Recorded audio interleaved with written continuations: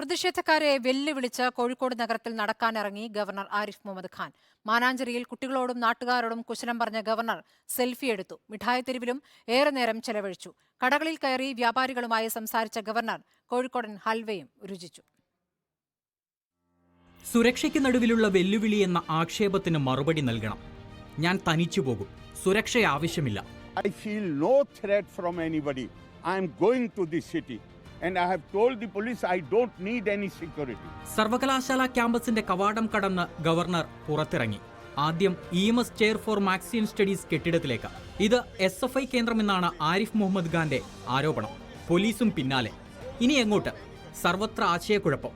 നഗരത്തിൽ സുരക്ഷ കൂട്ടി. മാനാഞ്ചിറയിലും മിഠായി തെരുവിലും പോലീസ് വിന്യാസം. യാത്ര തുടങ്ങി. വൻ വാഹനവ്യൂഹം കൂടെ. രാമനാട്ടുകര കടന്ന് തൊണ്ടയാടും പിന്നിട്ട് അരയിടത്തുപാലത്തിലൂടെ സംഘം നഗരത്തിലെത്തി. ആദ്യം മാനാഞ്ചിറ. സുരക്ഷാ വലയത്തിലെങ്കിലും ഗവർണർ പുറത്തിറങ്ങി. കുഞ്ഞുങ്ങളോട് കുശലം പറഞ്ഞ് എടുത്തുയർത്തി സെൽഫി എടുത്ത് മുന്നോട്ട്. ഗൗരവഭാവം വിട്ട് ഒരു ചെറു പുഞ്ചിരി ചുണ്ടിൽ.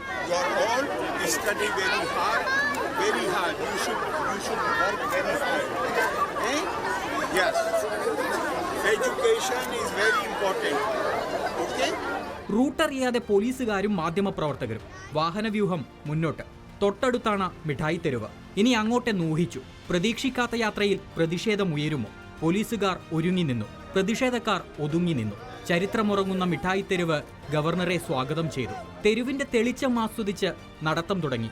കോഴിക്കോട് വന്നാൽ ഹൽവ കഴിക്കുന്നത് ഒരു ചടങ്ങാണല്ലോ. നല്ല കോഴിക്കോടൻ ഹൽവ രുചിച്ച് ഒരു മധുര പ്രതികാരം. കടകളിൽ കയറിയിറങ്ങി എല്ലാവർക്കും കൈകൊടുത്ത് കൈവീശി ജനങ്ങളുടെ നടുവിലൂടെ.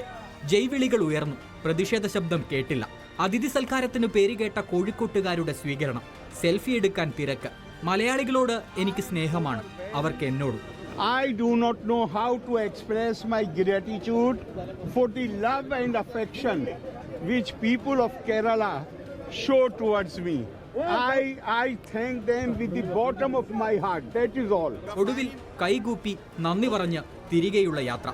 വേണ്ടെന്നു പറഞ്ഞ സുരക്ഷയുടെ നടുവിലെങ്കിലും ദൗത്യം ജയിച്ച നിർവൃതിയിൽ ചിരിച്ചുകൊണ്ട് മടക്കം. റിപ്പോർട്ടർ, കോഴിക്കോട്.